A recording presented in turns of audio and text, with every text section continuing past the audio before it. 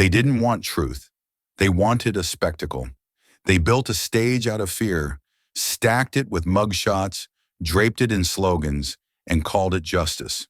The plan was simple: corner the governors, humiliate the policies, and bury AOC in silence.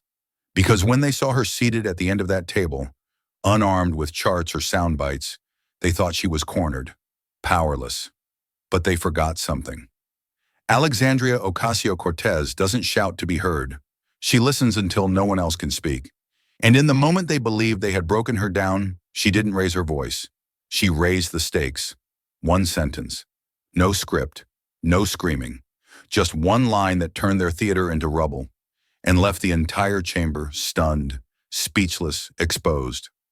This is a dramatized account inspired by real events. The story you're about to experience may be fiction, but the fear it confronts, the courage it demands, and the silence it shatters are absolutely real. Because sometimes it only takes one sentence to burn down a lie and one woman to light the match. Keep watching. The moment's coming. There are rooms that echo history, and then there are rooms wired for something else. Not justice, not clarity, but ambush. The House chamber buzzed like a live wire before a storm. Staffers shuffled papers with the speed of adrenaline. Cameramen moved with surgical precision, adjusting angles to catch every flinch, every bead of sweat. Flashbulbs flickered like warning shots. This wasn't a hearing. This was a production, rigged for chaos, framed for headlines. At the front sat 3 Democratic governors, their names known but their roles already reduced by the mood of the room. Tim Walz, Kathy Hochul, J.B. Pritzker, none of them new to pressure. But even seasoned leaders feel the weight when they're not just being questioned, they're being set up. Across the aisle, Republican congressmen sat ready, not with questions, but with weapons disguised as questions. Stacks of printed crime stories, blurred mugshots of undocumented immigrants, binders labeled "the cost of sanctuary." These weren't facts.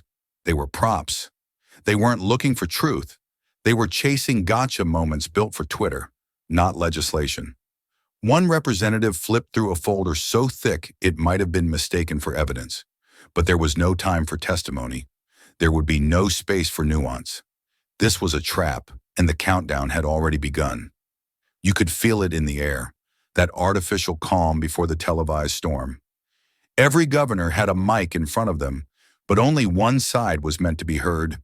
The other was supposed to flinch, to falter, to fail. And that was the strategy. Flood the hearing with false binaries. Force yes or no answers to questions that deserve dissertations. Make the complicated feel cowardly. Make the cruel sound decisive. Behind the governors, aides sat alert, notepads tight in hand, their eyes tracking every movement on the other side like they were watching a minefield. Because they were. On the right, one congressman leaned back with a smile that wasn't friendly. It was rehearsed. He whispered something to his colleague, nodded toward a screen not yet activated, probably already cued with footage. Grainy, violent, context-free. Nothing makes for better outrage than a violent act divorced from truth and dropped like gasoline into a room full of cameras. They would say it's about protecting Americans. But the real game? Punish compassion. Criminalize humanity. Turn immigration into ammunition. The gavel dropped once. Sharp. Cold. It didn't call for order. It triggered the show. The first Republican leaned in, cleared his throat, and smiled like someone already confident in the ending. "We're here today," he began, "to ask the questions the American people deserve answers to." But that wasn't true, because what came next wasn't curiosity. It was an interrogation designed to collapse under its own simplicity. The kind of political theater where truth is just a casualty of volume. If someone crosses our border illegally, are they a criminal? Yes or no? The question sliced through the air, not to be answered, but to corner. If the governor said yes, they'd be labeled a hypocrite. If no, they'd be branded as lawless. There was no room for explaining civil violations versus criminal ones. No interest in Supreme Court precedent or constitutional protections. This wasn't law. It was bait. Camera 2 tightened its frame on Governor Walz. He tried to reply, carefully, responsibly. But halfway through his first sentence, the voice on the other side barked back, "That's not an answer." Because again, the goal was never the answer. The goal was submission on camera. Another congressman chimed in, this one holding a printout. "This undocumented man received taxpayer health care in your state, and he murdered someone. Are you proud of that, Governor Hochul?" Flash, freeze, record. The trap was working, or so they thought. But what none of them saw, what the camera hadn't yet noticed, was a different kind of stillness at the end of the dais. AOC hadn't spoken, not once, not even moved. She didn't shuffle papers, didn't whisper to her staff, didn't react to the noise.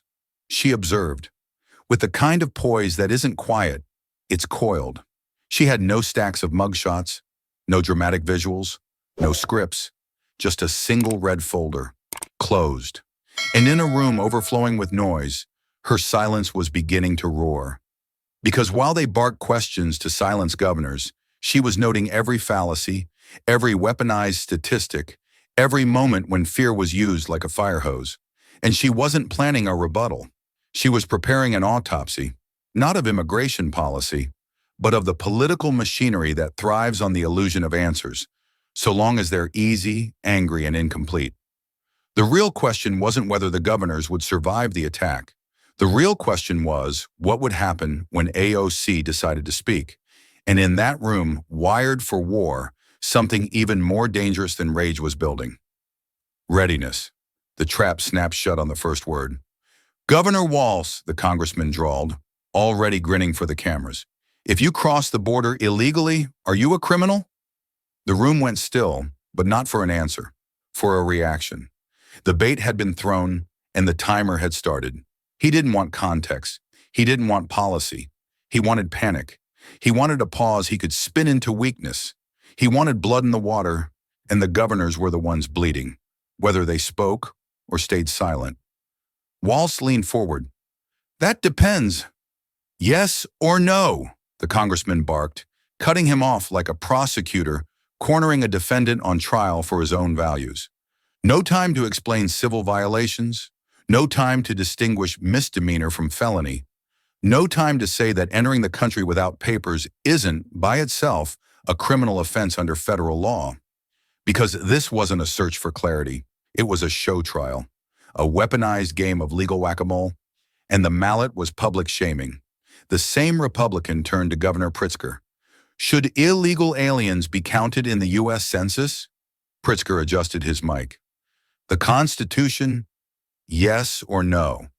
He didn't even let him finish the sentence. "Because let's be clear," the congressman said, now waving a printed map of Illinois, "every undocumented person you count inflates your state's political power. That's what this is about, isn't it? More illegals, more seats for Democrats. No evidence, no legal basis, just a claim hurled like a Molotov into the hearing room." And for a moment it worked. Hochul tried to speak, interrupted. Pritzker tried again, cut off, and Walz, still stuck on his first sentence, sat frozen. Because how do you answer when no one's listening? The GOP barrage continued. Photos now, mugshots, names, crimes. "This is what you're protecting," one Republican snapped. "A murderer from Somalia, a gang member from Mexico, a child predator from Ecuador, all getting benefits in your states. Health care, driver's licenses, free college. That's what sanctuary looks like to you?"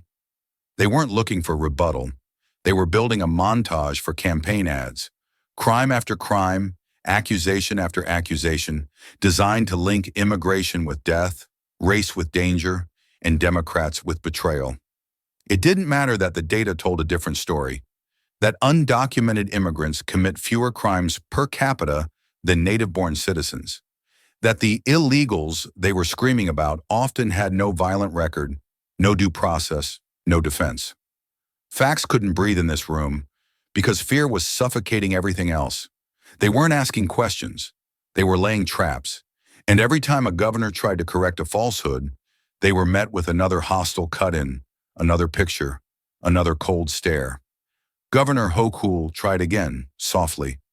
Our officers focus on real threats, violent crime, human trafficking. Do you regret protecting criminals? One shouted. She paused, stunned by the leap of logic. I didn't say that. Well, it sounds like you are. Cue smirk. Cue snickers. Cue the clip. Another congressman chimed in, theatrical. Do you believe sanctuary policies make your state safer, Governor? Pritzker. Yes, because when immigrants aren't afraid to report crime, spare us the speech. We're not here for fairy tales. Another bang of the gavel. But it was useless, because this wasn't oversight. It was a demolition derby, and the only rule was volume wins. And yet something began to shift. Not on the Republican side. Their rhythm was working. They were dominating airtime, the camera angles, the headlines. No, the shift came from the end of the dais. AOC hadn't spoken, still, not a word. But she was taking notes. Not on her laptop, not on a device, by hand. Ink on paper. Deliberate, intimate, focused. She wasn't swayed by the yelling. She was dissecting it. Because AOC knew the difference between force and power. Force is noise. Power is timing. And while the room roared about murderers and maps, she quietly underlined one sentence in her folder. One sentence she knew would matter later. One line drawn not for defense, but for detonation. And then, a flicker. A GOP member overstepped. It was small, easy to miss. He declared that sanctuary cities were directly responsible for every illegal's crime. Every single one, no exception, no nuance, no legality, no humanity. That was the crack. And cracks don't go unnoticed by people like her. Because Alexandria Ocasio-Cortez doesn't just listen. She waits for the moment everyone else stops. And in that instant, when the shouting reached its peak, when the governors had been cut off so many times they began hesitating before speaking, when the public watching had heard more fear than fact, AOC looked up. One glance, no words. But that glance said, I heard everything, and I have the law. They didn't know it yet, but the game had changed. They had spent the last 30 minutes flooding the room with fire. What they didn't realize was that AOC had been lighting the fuse. And what came next wouldn't be noise. It would be truth with teeth. Suddenly, shift. It wasn't loud. It wasn't a gavel. It wasn't even a line of dialogue. It was something quieter, sharper, and infinitely more dangerous. Stillness. And not the stillness of surrender. The stillness of calculation. Amid the storm of voices, cutoffs, and cherry-picked outrage, one figure moved. Not to speak, but to prepare. Alexandria Ocasio-Cortez, seated at the end of the dais, leaned slightly forward as her aide, wordless, placed a slim red folder on the desk in front of her. Not a binder stuffed with crime stats, not a pile of mugshots or political slogans, just one folder, no label, no frills, no noise. The room didn't notice at first. The GOP was still busy feeding sound bites to the cameras. The governors were still trying to find oxygen between interruptions. But something in the chamber changed. It was imperceptible unless you were paying attention. One camera operator was. His lens drifted instinctively toward her, zooming in on the moment her fingers opened the folder, like she was unfolding a map to the battlefield they didn't realize they were standing on. She still hadn't said a word, but the energy shifted, subtly, powerfully, because AOC didn't enter this fight swinging. She entered it like a surgeon entering a room full of butchers. They had scalpels too, technically, but theirs were dulled by rage, by theater, by the hunger to go viral. Hers had edge, precision, purpose. They wanted chaos. She brought control. They shouted for crime. She was tracing the contours of constitutional abuse. They demanded law and order. She was about to show them what law actually looks like, on paper, in precedent, and in the faces of the very people they were erasing from this hearing. And still, silence, stillness. But it was the kind that makes a room feel smaller, tighter, like oxygen is suddenly expensive. From across the aisle, one Republican, finally catching the movement, squinted, as if confused why the cameras had shifted. He leaned over to a colleague, whispered something, but it was too late, because they'd just spent 30 minutes painting immigration in red.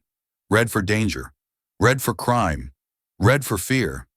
And AOC, she had just opened her own shade of red. The folder held no photos, but it held names, stories, constitutional violations, ICE raids that ended with citizens in handcuffs, warrantless detainments, a veteran mistaken for undocumented, a student pulled from class, a mother jailed during a routine traffic stop, despite presenting 3 forms of legal ID. Not theory, not talking points. Receipts. They wanted sound bites. She brought receipts. It wasn't just the folder that made people nervous. It was what it represented. It said, "I didn't come to argue with your fear. I came to expose your pattern." She glanced at her notes, drew a line under a typed quote. 14 words from the Fourth Amendment. Her highlighter moved once, just once, across the phrase, "unreasonable searches and seizures." The line glowed. So would everything that followed. The chair finally paused the floor for the next round of questions. AOC's mic turned on. She didn't touch it. Not yet. She waited 5 beats. Deliberate, surgical silence, letting the room catch up with itself. And then, without raising her voice, without pointing fingers, without saying their names, she began. "I've listened carefully to every word in this hearing, and while some are working hard to criminalize migration, I'm more interested in why some are criminalizing citizenship." No one interrupted. Because no one was ready, she continued calmly. In the last year alone, multiple U.S. citizens were detained by ICE wrongfully. Some for hours, some for days, some while filming, others while sleeping. And I'd like to submit their names into the record, not as politics, but as proof. Camera 2 held tight. Governor Hochul leaned back, relieved. Governor Walz gave a slow nod, subtle but clear. Finally, someone is flipping the script. AOC didn't wave papers. She didn't shout. But every sentence hit like a body blow. These aren't stories from years ago. These are this year, this month.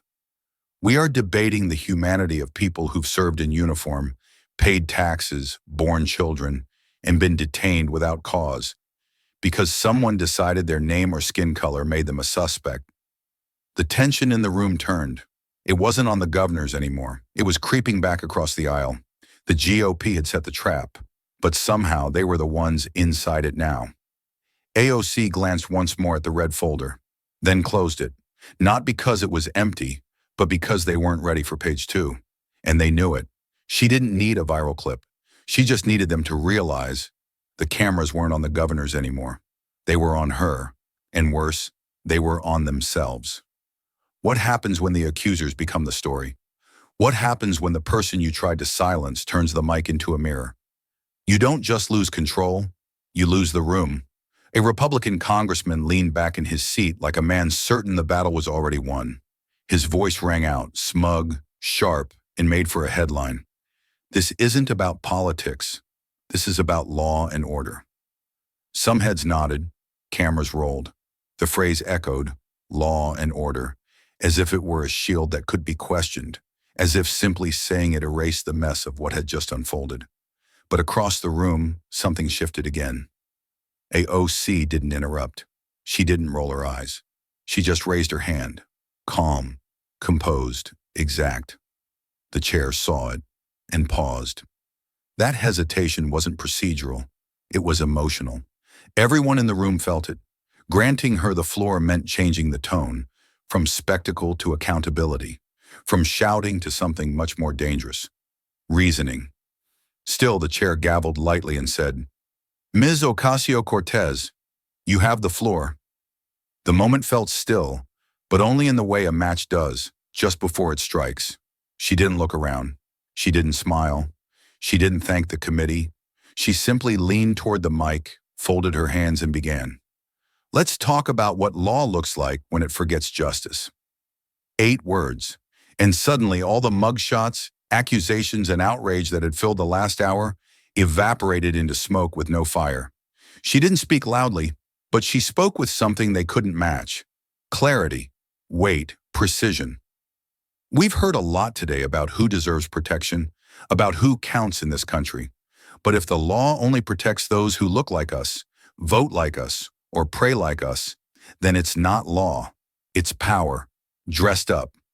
A few Republicans straightened in their chairs. They had expected a defense, a rebuttal, maybe even a breakdown. But this was something else. This was indictment by intelligence. She continued, flipping open the red folder again, not for effect, but with the same steady rhythm a prosecutor uses when entering exhibits into evidence. In just the past 12 months, multiple U.S. citizens have been detained by ICE, not because of any crime, but because their skin was too brown, their name too unfamiliar, or their accent not quite familiar enough. Her eyes scanned the room, then returned to the page. Julio Noriega, born in Chicago, detained in Texas, 10 hours, no charge. Juan Carlos Gomez, U.S. citizen, pulled over in Florida, presented ID, social security card, and birth certificate, still arrested. Leonardo Garcia Venegas, detained while filming a raid in his own neighborhood, had to prove his citizenship before they let him go. A Puerto Rican veteran, picked up during a workplace raid in New York, no warrant, no call, just gone. She paused. Let the name sit. Let the silence swell. No shouting now. No interruptions. Just a growing discomfort from the side that had spent the morning declaring they were the party of the Constitution. Then she spoke again, slower now, but with even more edge. So if this hearing is really about law and order, then I'd like to ask, what law allows government agents to detain citizens based on suspicion of being the other? What order are we defending when fear becomes a substitute for evidence? No one moved, even the staffers were frozen, and then she delivered the cut, not with volume, but with veracity. Some of you spent the last hour demanding yes or no answers. So let me offer one. Yes. When the law forgets justice, it becomes injustice. A low murmur rippled in the back of the room. One of the Republican aides whispered something to his boss, but even that felt hollow now, because AOC wasn't making a moment. She was revealing a pattern, a system, a design. You call it illegal to cross the border, but you ignore the illegality of detaining citizens without due process. You shout about criminal aliens, but say nothing when the government violates the Fourth Amendment. You want law, but not the part that restrains you. Boom. You want order, but only when it's your kind of people giving it. Now the silence turned thick, not dramatic, just real. Even the chair was still. For once, the hearing had become what it should have been all along, a mirror. AOC closed her folder, but didn't lean back. She didn't need to. She wasn't finished. This isn't about protecting criminals. It's about protecting principles. The principle that the law applies to everyone, and the principle that justice without humanity is tyranny in disguise. Then came the sentence no one forgot. If your law needs fear to survive, maybe it shouldn't. There it was. The moment. The break. The line that didn't just stop the room, it rewrote it. She yielded the floor, but the hearing didn't move on, because everyone knew it already had. They had come to corner her. What they didn't expect was for her to corner them. AOC didn't raise her voice. She didn't need to. Her words moved like a scalpel across a surface no one in the room wanted opened. Truth wrapped in hypocrisy. You cheer a man who pardoned people that flew a Nazi flag over this Capitol, she said without flinching. And now you want to lecture governors about the rule of law? Silence hit the room like a dropped gavel. There were no objections. No one moved to interrupt her, because they knew exactly what she was referencing, and none of them were ready to answer for it. You scream about law and order, she continued, her tone colder now, heavier, more deliberate. But when this Capitol was stormed by men in body armor, waving Confederate flags and shouting death threats at your colleagues, where was your voice then? She scanned the row of Republican faces. Not one looked back. Where were your yes or no questions when police officers were bleeding on the Capitol steps? Where was your outrage when glass was shattered in the name of patriotism? Where were your folders of mugshots when rioters smeared excrement on our nation's walls? The flip had happened. Quietly. Completely. This wasn't about immigrants anymore. This was about them. Don't talk to me about law, she said, eyes narrowed. Not when you sat in silence while people desecrated this chamber. Not when you minimized an insurrection as tourist activity. Not when you hug the man who told them to do it. The line hit, and it kept echoing. You could hear the emotional rhythm shift, not just among Democrats, but among a few scattered aides who'd been silent all morning. One of them, barely visible, clenched a pen until it snapped. AOC flipped to a new page in her red folder, this one not filled with facts, but with something more damning. Video timestamps. January 6th, Capitol Police were overrun. One of them was beaten with a flagpole. The flag had the word Trump on it, and some of you in this room, after that chaos, after that violence, still voted to overturn a free and fair election. She let the moment sit, not to gloat, but to remind. This wasn't history. This was complicity, still fresh, still raw, still present. You want to talk about sanctuary? She asked, sharper now. Let's talk about the sanctuary you've given to election deniers, to oath breakers, to those who led and those who followed, and those who stayed silent while democracy bled. One Republican shifted in his seat. Another tapped a pen, hoping for a procedural objection that would never come, because none of them could interrupt her without proving her point.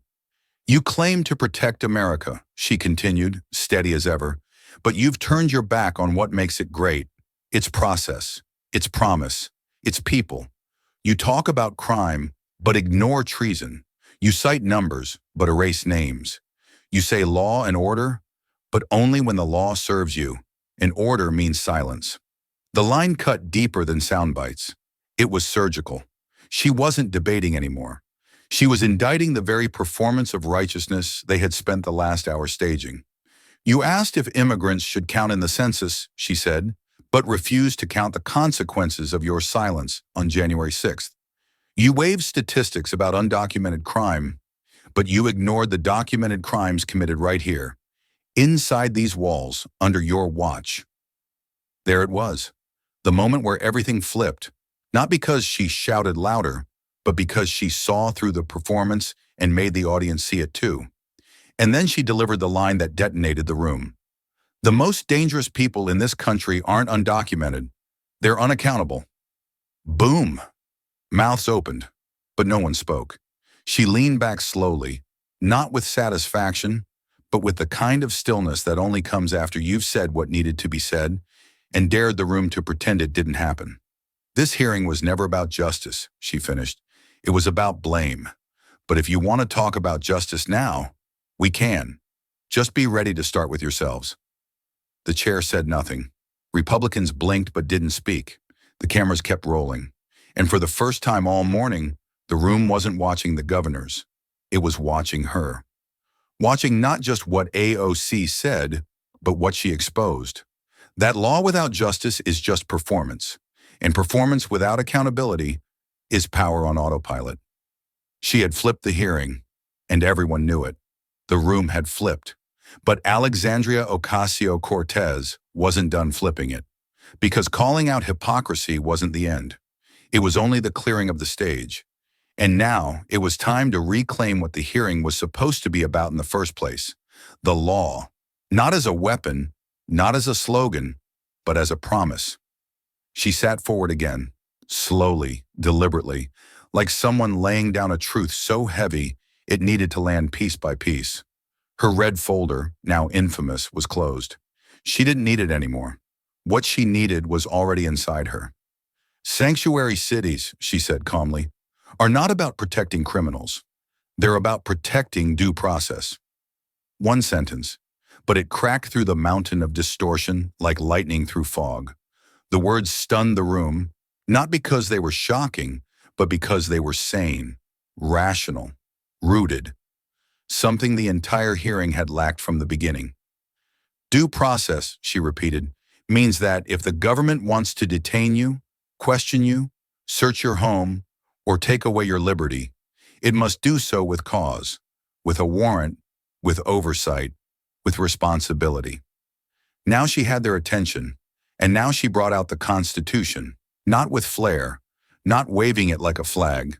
She simply unfolded a small pocket copy and laid it in front of her like a mirror.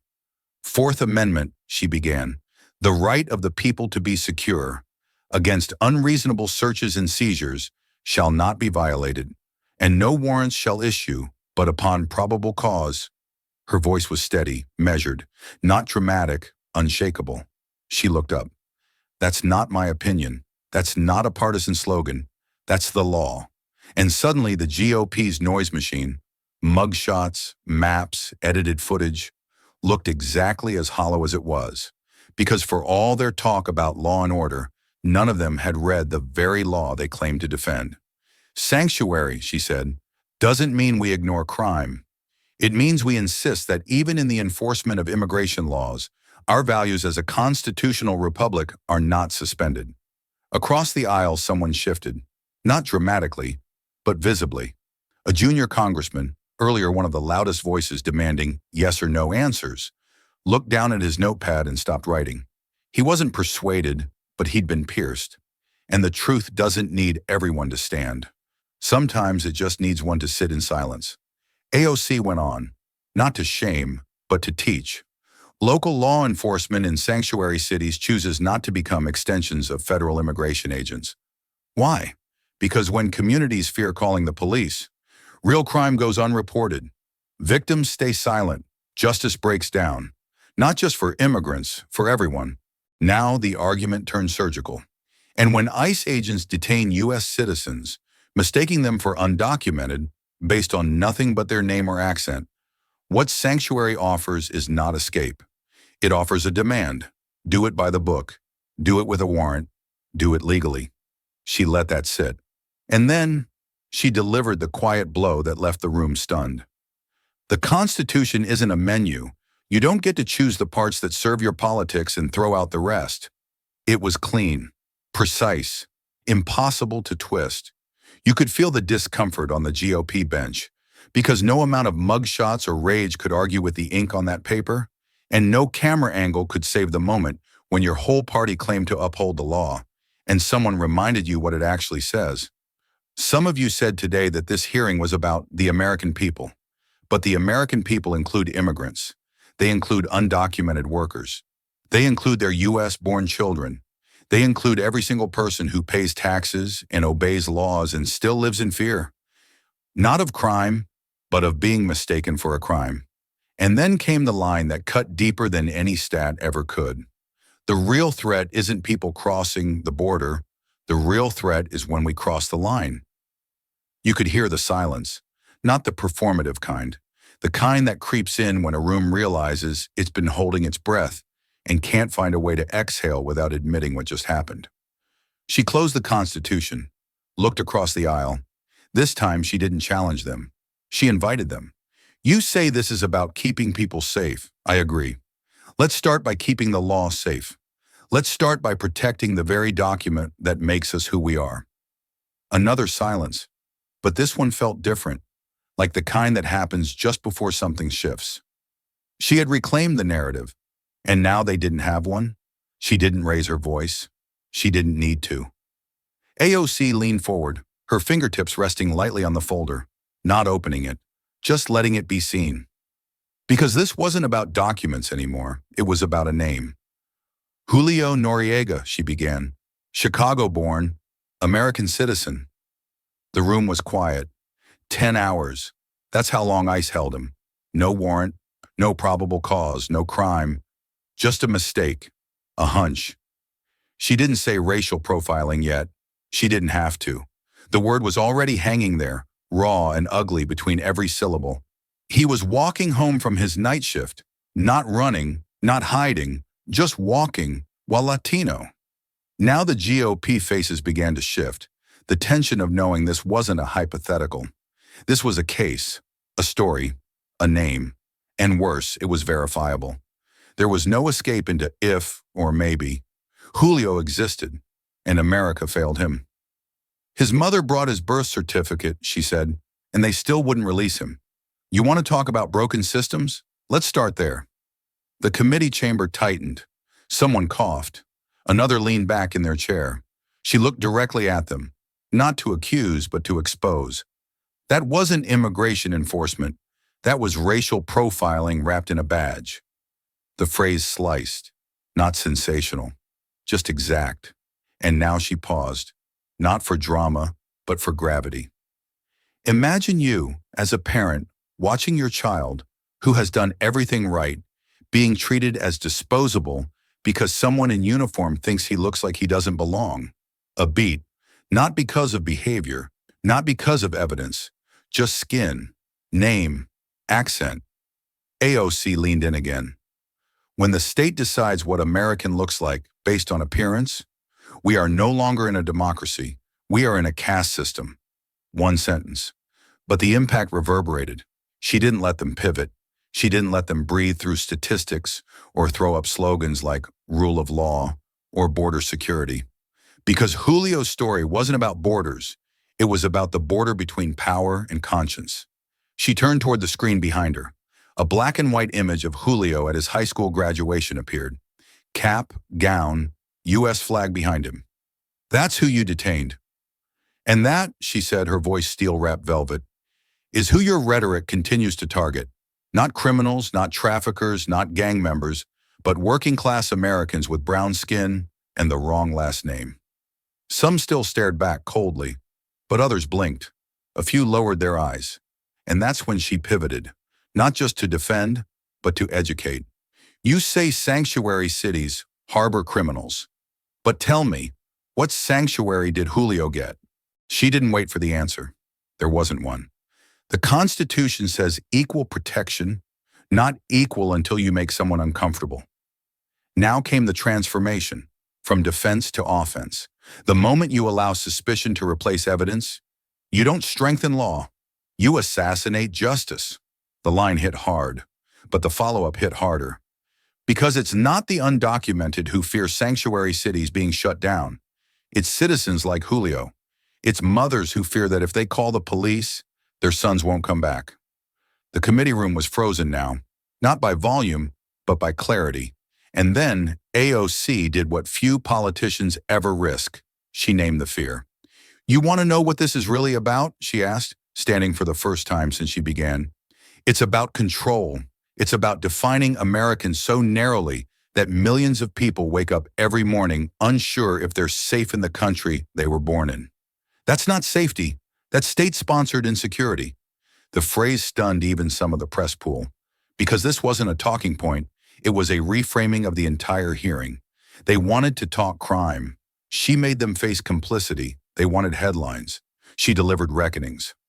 So no, she said, Julio's story is not an exception. It's a forecast. And if we don't change course, every one of us will one day find ourselves on the wrong side of someone else's suspicion. She closed the folder. The law failed Julio, but this body doesn't have to. And with that, she sat down. No applause, no cheers. Just the kind of silence that means someone somewhere just saw themselves in the mirror and didn't like what stared back. The red folder opens, not for drama, for evidence. AOC stands again. No theatrics, just gravity. One hand on the podium, one on the page. The committee room braces. Because they remember the last story, and now she isn't bringing just one. She's bringing a pattern. File 1, U.S. Army veteran, Bronx, Aisonisi. She reads with precision, no adjectives, just facts. Pulled over for a broken taillight, held for 36 hours by ICE. Despite military ID, despite discharge papers, despite VA card, ICE claimed uncertainty. She lets that word hang in the air, uncertainty, as if citizenship were a suggestion. His name was Darian Cruz. He served 2 tours in Iraq, came home with a limp and a flag. But apparently, that wasn't enough. A pause. File 2, Miami, sophomore. Born at Jackson Memorial Hospital, she flips. Stopped outside a college dorm after being mistaken for someone else. His accent, English. His ID, Florida State University. His crime, failure to explain why he was on campus. She looks up. What century are we in? Nobody answers. They don't need to. He missed 2 midterms. ICE apologized. The damage was done. Page turn, louder now. File 3, Phoenix, local journalist, credentialed, filming an ICE raid on a grocery store. The committee stirs. Journalists are the third rail. She was filming from public sidewalk, showed her press badge, They took her phone. Her footage was deleted. She was detained for interfering with a federal operation. She slams the file closed. That wasn't interference. That was oversight, and they erased it. AOC's voice drops into something cold and exact. This isn't border control. This is Constitution control. And now she walks it in, line by line, principle by principle. The Fourth Amendment guarantees protection from unlawful detention. The first protects the press. The 14th promises equal protection under the law. She raises the folder, slowly. And yet somehow these pages prove what no one here wants to say out loud. The Constitution is being suspended, selectively, based on race, income, zip code, and fear.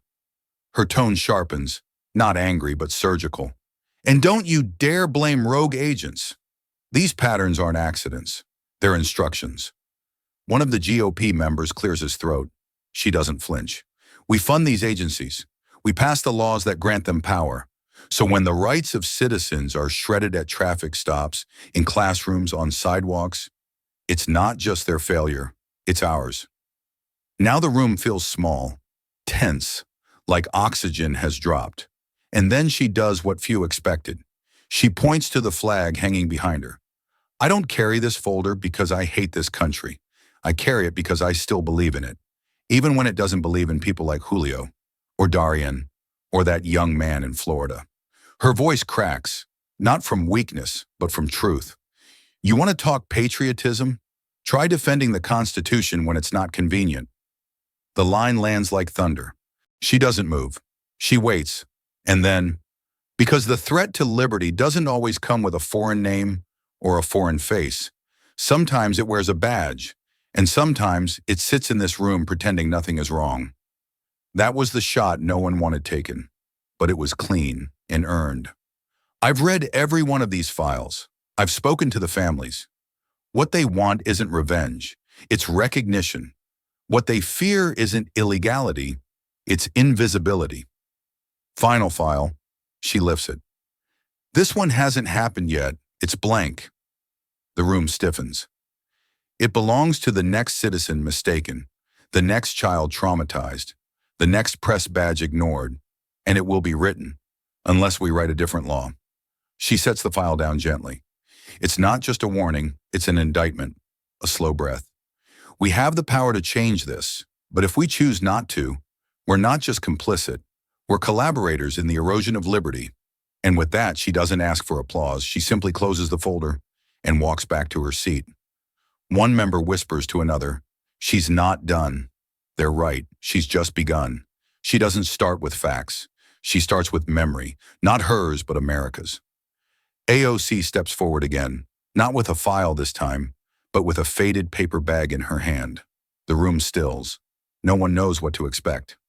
This, she says, holding it up, was once the measure of freedom in this country. Confusion flickers across some faces, but a few, older, black, Southern, already know. It was called the paper bag test. If your skin was lighter than this, you could enter a club, a school, a job, a future. But if you were darker, she lets the silence finish the sentence. You were invisible, disposable, a threat. She pauses, not for drama, but for reverence. And the worst part wasn't that it happened. The worst part was that it was considered legal. She lowers the bag and her eyes rise. You see, America has always found new ways to legalize old hate. A quiet gasp from somewhere behind the dais. She leans in. They called it property law during slavery. They called it states' rights during Jim Crow. They called it redlining, stop and frisk, zero tolerance. She gestures slowly, deliberately. And now, they call it immigration enforcement.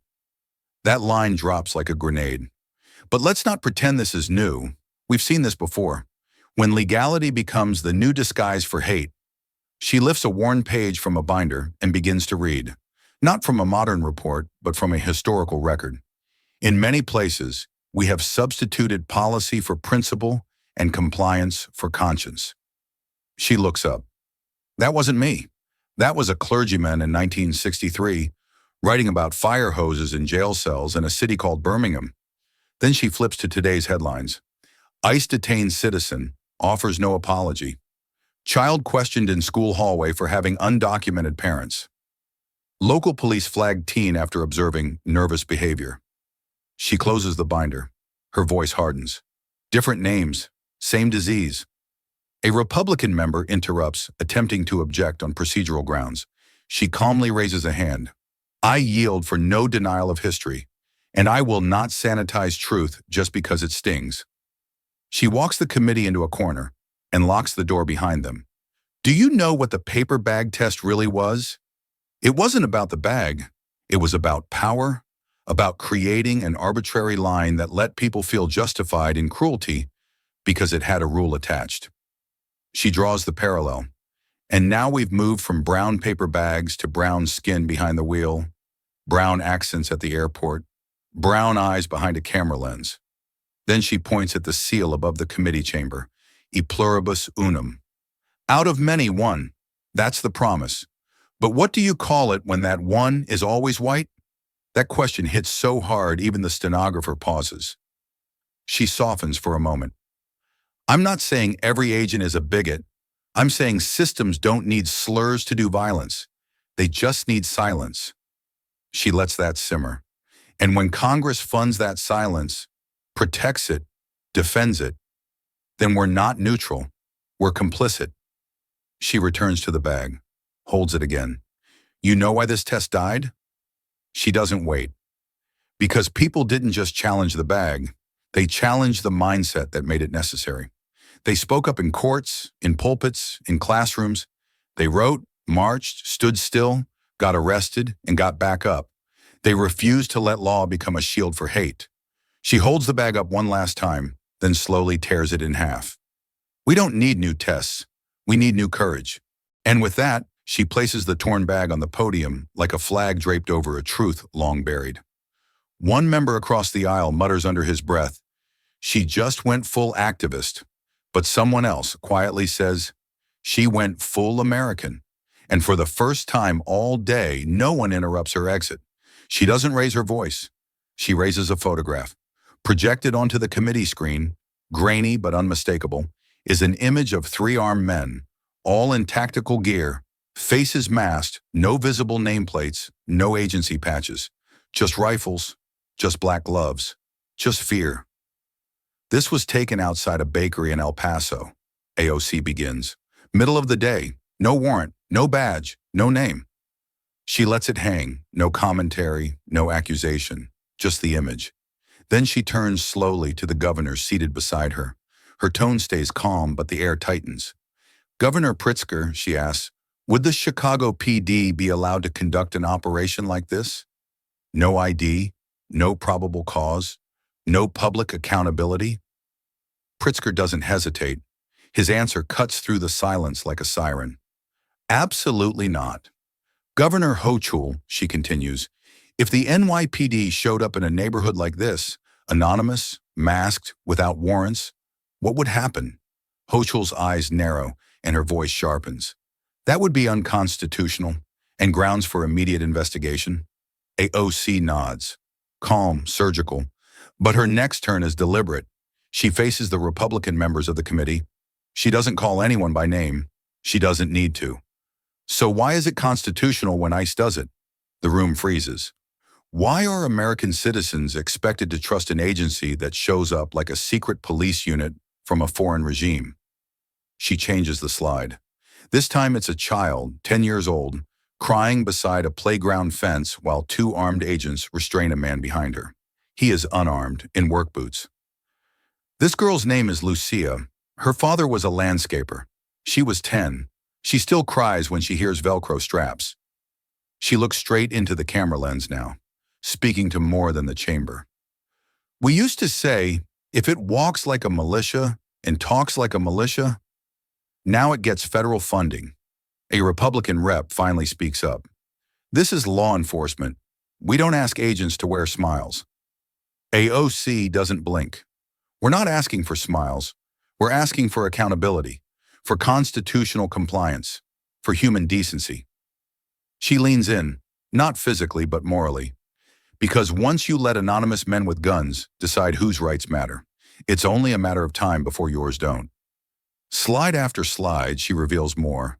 Body cam footage with no timestamp, blurred faces kicking down apartment doors without warrants, citizens handcuffed in hallways because they fit a profile. No badge, no name, and no consequences. She closes the laptop, but not the case. This isn't about border security. This is about the erosion of civic trust. When we teach kids that any stranger in camouflage can detain their parents, we're not defending a border. We're crossing one. A hush swells across the room. She turns back to the governors. Not for theater, but for contrast.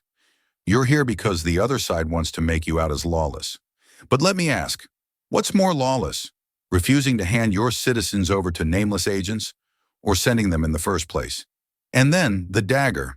When did upholding the Constitution become unpatriotic? A long pause follows. One Republican shuffles papers. Another sips water. A third stares into the middle distance, unable to meet her eyes. She closes with a whisper, not out of weakness, but because sometimes the quietest truths hit hardest. Every tyrant started with a force the people couldn't name, then louder, deliberate. And every democracy that failed let that force grow. There's no rebuttal. No one shouts her down. And for the first time all morning, even the flashbulbs blink slower, like the room itself knows something irreversible just happened. She doesn't raise her voice. She raises the Constitution. AOC opens to Amendment 4 and reads slowly, deliberately, like a teacher refusing to rush a lesson too many skipped. The right of the people to be secure against unreasonable searches and seizures shall not be violated. Then she looks up. Director. Sharp. Unapologetic. So why is ICE violating this over and over again with the full blessing of this Congress? The silence is instant. That kind of silence that doesn't mean nobody heard, it means everyone did. She presses a button. A new screen appears behind her. DOJ filings, court decisions, and suppressed internal memos, one stacked beside the next. The headline of one document in bold read, "Motion to suppress evidence due to warrantless entry granted." She doesn't list just one case. She lists 7, city by city, family by family, names the officers, quotes the judges. Miami, 2022. ICE agents entered a home through a side door. No warrant, no consent, no exigent circumstance. The court called it a flagrant disregard of constitutional boundaries. San Antonio, 2021. A legal resident was arrested outside a laundromat for looking foreign. There was no record of any complaint, just profiling, dressed in federal gear. Los Angeles, 2020. They detained a U.S. citizen for 6 hours in a van with no windows. No lawyer, no Miranda rights. The ACLU sued and won. Taxpayers paid the settlement. She lets each case land like a slow drum beat. Boom, boom, boom. Not just facts, receipts. ICE has not only broken the law, she says, they've been told by courts that they did and kept doing it anyway. And then she strikes, not with emotion, but with precision. Tell me, how do you call yourself pro-law when you ignore the law?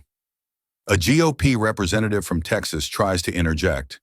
Something about national security, about bad actors. But AOC doesn't flinch. We're not talking about terrorists. We're talking about citizens, veterans, parents, people with birth certificates and driver's licenses and court dates that they never missed. Another slide. This one shows internal ICE guidance. Language that says agents may enter open structures if probable cause is strongly suspected. She circles it with her laser pointer. The phrase strongly suspected pulses in red. That's not law. That's loophole language. You don't strongly suspect your way into someone's home in a democracy. And then a switch, from courtroom to kitchen table. She tells the story of Maribel, a teacher in Phoenix whose husband was taken while getting gas. They never told her where he was, just he's being processed. 4 days later, he was in a holding facility in Nevada. He'd never crossed a border in his life. She pauses. He was born in Yuma. The impact is thunderous, but she keeps it moving. The American people are being told that this is about protecting the country. But how do you protect a constitution by tearing it apart? She flips the narrative. Law enforcement isn't sacred because they wear uniforms. It's sacred when it upholds the law, especially when no one's watching. And then comes the line, the one that hits like a lightning bolt through the marble walls. Law-breaking in uniform is still law-breaking. She repeats it. If ICE broke into your house without a warrant, cuffed you, disappeared you, you wouldn't call it policy. You'd call it criminal. Another pause. Some shuffle papers. Others shift in their seats. But no one meets her gaze. Because now it's not politics. It's personal. She ends the segment not with blame, but with a dare. If any member of this committee can tell me, on record, that they'd be fine with agents entering their homes without a warrant, I'll yield my time. The chamber holds its breath. No one speaks. She smiles. Not smug, resolved. Then don't expect your silence to cover what your conscience won't. Mic drop without the mic. The gavel doesn't fall, but the moment does, and the internet hears it louder than any ruling. She begins with silence, not hesitation, but control. AOC rests her hand on the binder she's been using all morning. Doesn't open it this time. Instead, she looks across the room. Not at one person, but all of them. There's something worse than breaking the law, she says, her voice calm. It's pretending it doesn't matter when it happens to someone else. She lets it breathe. Because if you're okay with law enforcement abusing them today, you're not defending safety. You're reserving your silence for when it happens to you tomorrow. That's when the air changes. Not dramatic, just tight. Like someone turned the dial from debate to reckoning. She walks to the display and points to the Constitution projected on screen. Highlighted in yellow, due process clause. Bolded below it, no person shall be deprived of life, liberty, or property without due process of law. She turns to the room. It doesn't say no citizen. It says no person. That's not a loophole. That's a shield. One GOP lawmaker scoffs, barely audible. But AOC hears it. She pivots. You think it's bleeding heart to defend civil liberties? Let me tell you what's soft. Allowing unchecked power because it makes your side feel big. She doesn't need to raise her voice. Her words punch harder in stillness. A new slide flashes, a bar chart, growing trends in wrongful detentions, illegal searches, mistaken identity cases. All post-2017. These numbers aren't accidents. They're policy outcomes. You don't get this kind of systemic abuse without systemic permission. Then she adds the gut punch. And let's be clear, if these violations were happening in gated suburbs instead of immigrant neighborhoods, the floor of this chamber would be on fire. The room freezes, and that's when she sets it ablaze. The Constitution is not a loyalty card. You don't swipe it only when it's your rights in question. Then, a move no one expects. She turns the projector off. We've heard enough from statistics. Let's hear from someone who lived it. She plays a 17-second clip. A man, late 50s, African-American, in uniform. I served 2 tours. I came back home to be detained outside my daughter's school by ICE. They thought I matched a description. I matched the wrong one. It ends, no music, no edits, just truth. She doesn't dramatize it, doesn't need to. That man had a Purple Heart. ICE gave him a plastic zip tie. She returns to her seat.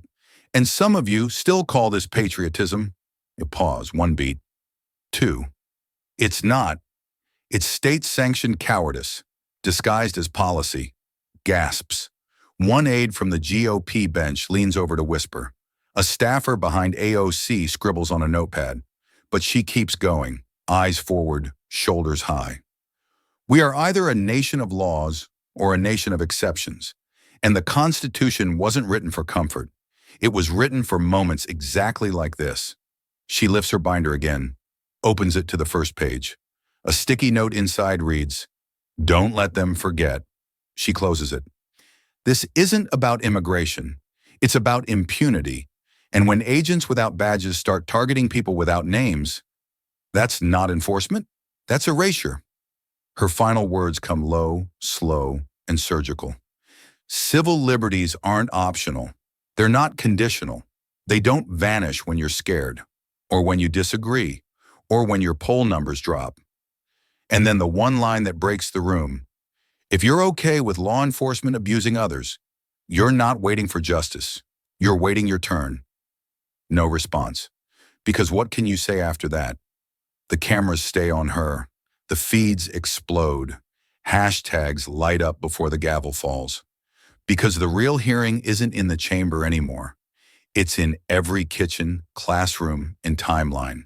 And AOC just put the whole country on record. The room is still recovering from what AOC just delivered when a Republican congressman slams his nameplate down and lunges for the mic.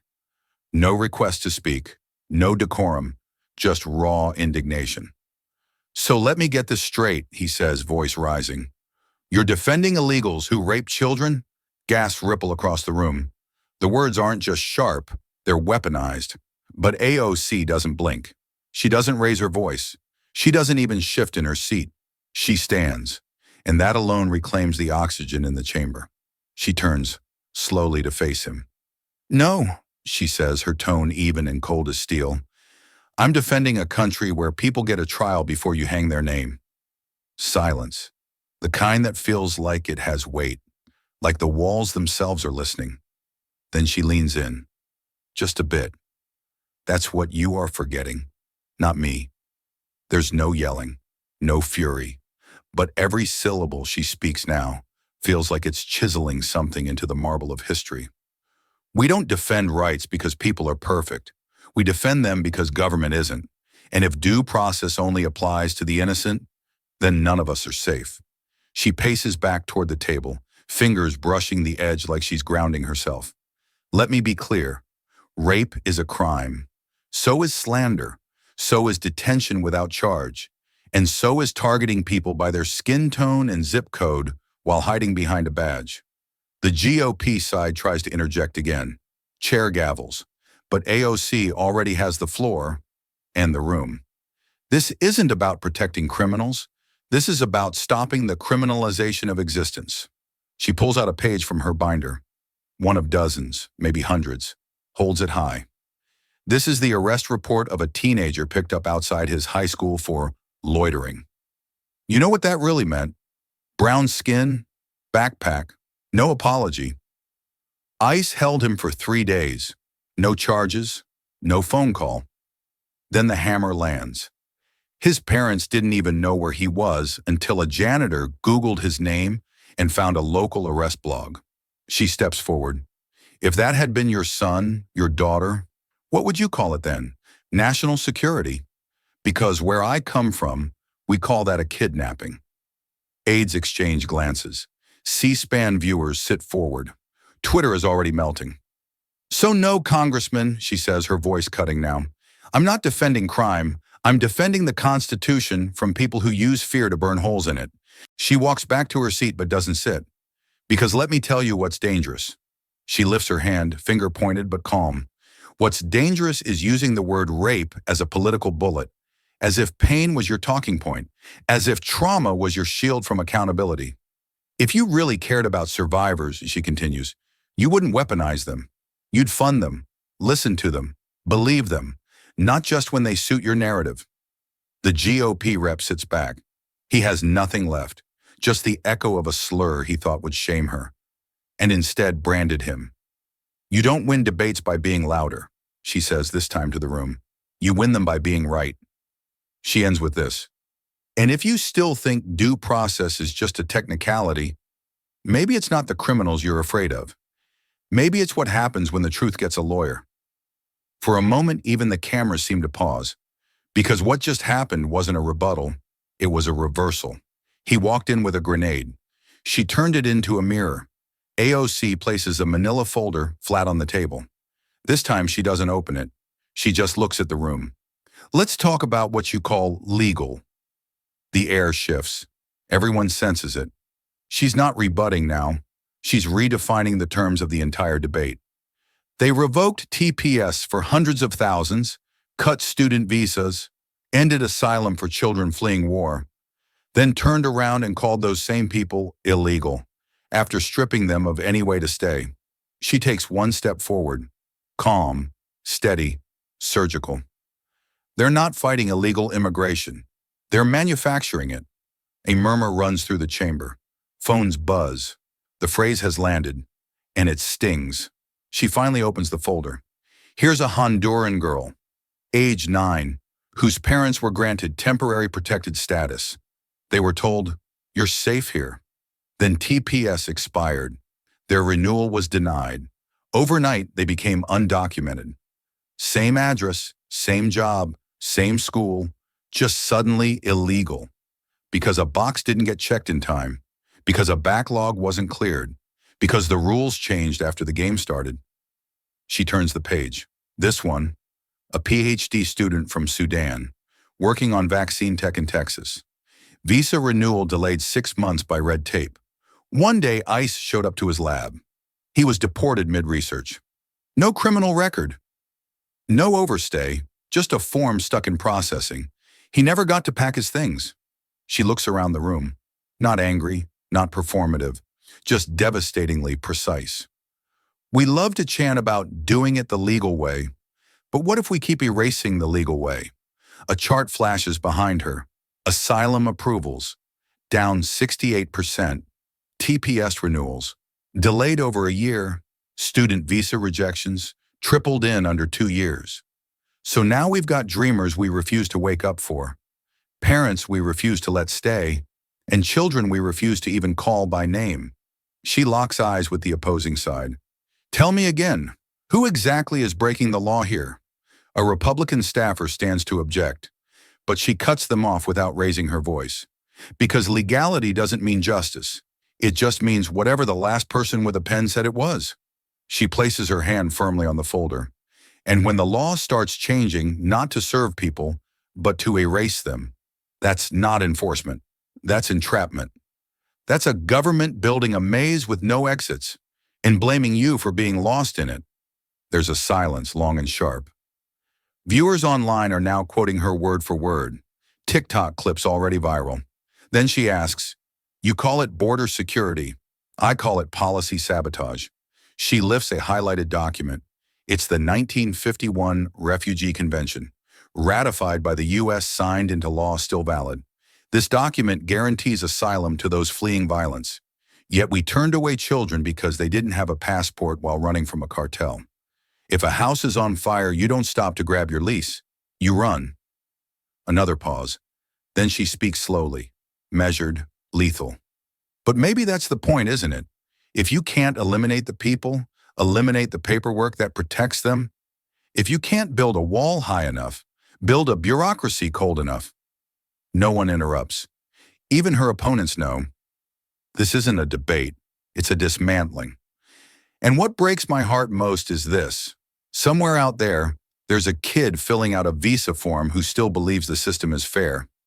And we are the ones who have to look her in the eye and say, "It used to be." She sits, finally, but the silence remains. Because in that moment, she didn't just expose hypocrisy, she exposed design. AOC closes the binder, but she doesn't lean back. She leans forward. "Let me ask a question. Not to the witnesses, to you," she says, scanning the room. "To every American watching." A pause. If law enforcement can detain citizens, not immigrants, citizens, who look like me or you, then who's really safe? It's not rhetorical, it's a challenge. And it hits hard because it doesn't need evidence. Everyone already knows a story. She pulls up a map of the U.S. with red dots. Not border crossings, wrongful ICE detentions, dozens, hundreds. Some names Black, some Latino. One Asian American Army veteran held for 3 days. These weren't undocumented people. These were Americans. Born here, voted here, paid taxes here, still got picked up, still got held, still got treated like invaders. She clicks once. Why? Next slide. Surnames. Rodriguez, Ahmed, Kim, Diallo. She lets the names breathe. Then adds, they followed every rule, every law, carried every paper, and they still weren't safe. A Republican rep tries to interject. That's anecdotal. She doesn't flinch. Tell that to Jordan Baptist, detained in Arizona. Citizen, Arizona born. Still profiled and processed. Or to Monique Etienne, stopped and questioned on her way to testify in court. You think profiling doesn't happen? You think the badge erases the bias? She glances down at a copy of the Constitution. We say equal protection under the law. But what does that mean when the law enforcers don't care what the law says? Another pause. It means you can carry your birth certificate and still be asked for your passport. It means you can speak perfect English and still get told to go back. It means that if they don't like your name, your skin, your silence, it might not matter what's legal. Now she pivots, voice low but sharp. Let me be clear. This isn't about open borders. This is about open warrants, about ICE holding people with no probable cause, about checkpoints that sound more like a quiz on who's American enough. Another slide. A case from Texas. A father with 3 kids detained outside a public school. Born in Dallas, held for 48 hours until they verified him. You want to make people feel safe? Start with not kidnapping them on their way to pick up their children. The air tightens. She takes a breath, then drops the quiet truth. This isn't law enforcement anymore. It's appearance enforcement. It's not about what you did. It's about what you look like you might do. There's murmuring on the GOP side, but no interruptions. Because the public is watching, and they know she's not wrong. AOC lifts a page, a personal letter from a woman in Georgia. It reads, "My son was born here. His father served, but they took him anyway, because they said his birth certificate looked fake. What does that make my motherhood?" AOC folds it gently. That's not a policy failure. That's a moral one. Then she looks up, calm, brutally clear.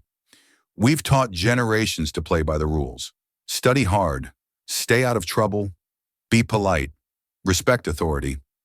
But if your zip code, your accent, or your skin color can override all that, then the message isn't follow the law. It's hope they like you. Dead silence. She grips the desk edge, voice low. And when safety depends not on your actions, but your appearance, it's not safety.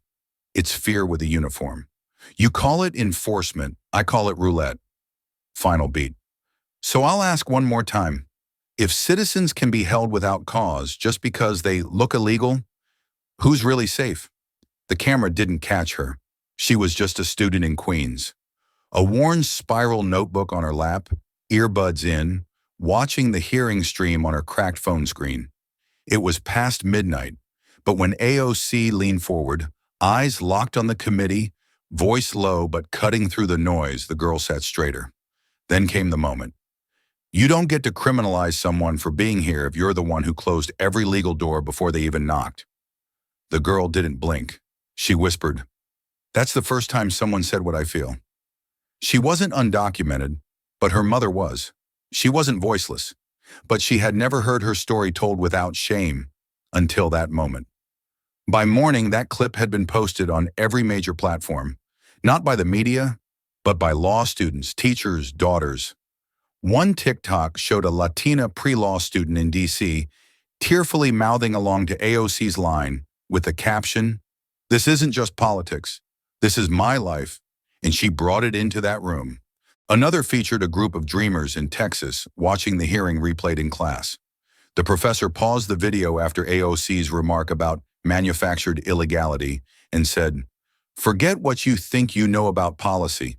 This is a lesson in framing." One girl, just 14, printed out AOC's transcript and taped it to her bedroom wall next to a quote by Ruth Bader Ginsburg. Her mother asked why. She said, "Because people finally saw us, and someone wasn't afraid to call it what it is." She didn't mean racism. She meant strategy. That criminalizing immigration wasn't a failure. It was a design. In that single hearing, AOC did more than challenge power. She cracked a silence that had lasted too long. She didn't speak for them. She spoke with them. And when that girl in Queens closed her notebook that night, she didn't just feel seen. She felt ready. By the time the hearing ended, the governors knew something had shifted. Governor Tim Walz of Minnesota didn't wait for reporters. He stepped to the microphones like a man pulled from a political firestorm. We were ambushed, but she pulled us out. What he didn't say, but everyone understood, was that the entire strategy had collapsed. What had been designed as a public shaming of blue states had become a constitutional autopsy of federal misconduct. Governor J.B. Pritzker of Illinois wasn't as restrained. I've never seen a hearing turned inside out like that. They came with attacks.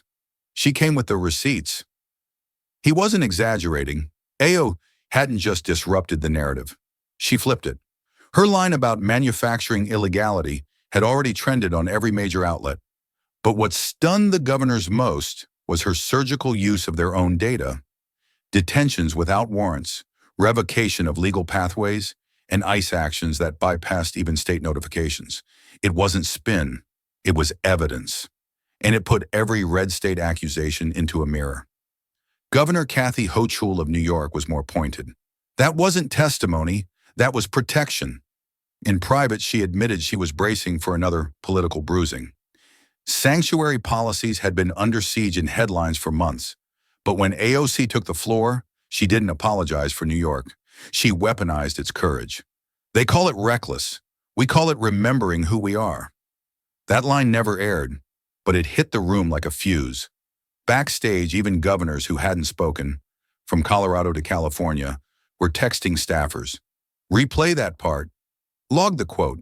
That's the new language. Because now they had one thing they hadn't had in months. Cover. Not political, moral, legal, constitutional. Pritzker said it best in his closing comment. You don't have to raise your voice to change the volume. What she did in that room raised all of ours. And for the first time in a long time, the governors weren't defending themselves. They were moving forward. The hearing adjourns, but the air in the chamber is still pulsing. Not with applause, but with the kind of silence that follows an undeniable truth. AOC gathers her notes, smooths the creases of her jacket, and walks out. Her pace is calm, measured, not the strut of someone who won, but the stride of someone who witnessed. In the hallway, a young staffer catches up beside her, phone already buzzing with notifications. That clip, it's going viral, he says, half breathless, half amazed. AOC doesn't break stride. I wasn't trying to go viral, she replies, eyes ahead. I was trying to go honest. Outside, the world is already erupting. News chyrons flash her closing line. Hashtags splinter off like sparks. Number sign, due process not drama. Number sign, she read the law. Number sign, mic never off. On TikTok, teens stitch her speech over beat drops. On YouTube, professors break down her legal references frame by frame. And in group chats across the country, immigrants, daughters, young lawyers, they're texting each other not because of the clapback, but because they felt seen. Inside her office, the door closes. She places the Constitution back on her shelf. No confetti, no champagne, just a handwritten note taped to her lamp. Say it plain, say it true, say it anyway. She looks at it once, then starts drafting tomorrow's statement. Because when truth finally echoes, you don't turn off the mic. You write the next line. And America, it's still listening. The next morning, the internet burns. TikTok explodes. YouTube Reels hit 1 million in hours. Comment sections roar. She didn't argue, she ended it. This is why we need AOC. She didn't go viral, she went constitutional. But AOC, she's not watching. She's back in her office. Coffee half cold, reviewing immigration case files, scribbling notes, flipping pages in a 600-page policy binder. She didn't come for the applause. She came to rewrite the playbook. Because while they react, she rebuilds. A small envelope arrives with no return address. Inside, a handwritten letter from a first-year law student. They told us the Constitution was outdated. You reminded us it still bleeds when ignored. Tucked within is a dog-eared pocket Constitution. Highlighted, annotated, pages bent from late-night debates and quiet frustration. At the bottom, one line. You didn't just cite it, you made it dangerous again. AOC smiles faintly, not because of the compliment, but because a student just called truth dangerous. That's how revolutions begin. She walks alone through the Capitol. No cameras, just echoes. The marble underfoot remembers what was said and what wasn't. Her voice in the hearing replays in memory. Clear, calm, devastating. You criminalized process and called it border policy. You broke the law to punish those following it. No spin, no noise. Just law, weaponized by clarity. Voiceover fades in. They shouted to be heard. I whispered the law, and they had no words left. Final screen text appears. Truth doesn't need volume. It needs courage. She didn't raise her voice. She raised the stakes. In a room built to intimidate, AOC made the law louder than fear. She didn't go viral for clapping back. She went viral for calling truth by its name. In a world where outrage trends and justice gets lost, her silence hit harder than their shouting.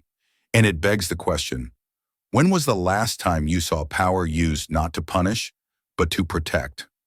If this story touched you, don't let it stop here. Like, share, and subscribe to Alexandria Rising Stories, where every voice matters, and every story echoes far beyond the screen. This story is a fictionalized and dramatized narrative created for educational, inspirational, and storytelling purposes. While it may be inspired by real public events, people, or societal issues, it includes imagined dialogue, reconstructed scenes, and character interpretations meant to highlight broader themes of justice, dignity, and resilience. Any resemblance to actual events or individuals beyond public knowledge is purely coincidental. We do not intend to defame, mislead, or harm, but to invite reflection and meaningful conversation. Thank you for watching Alexandria Rising Stories.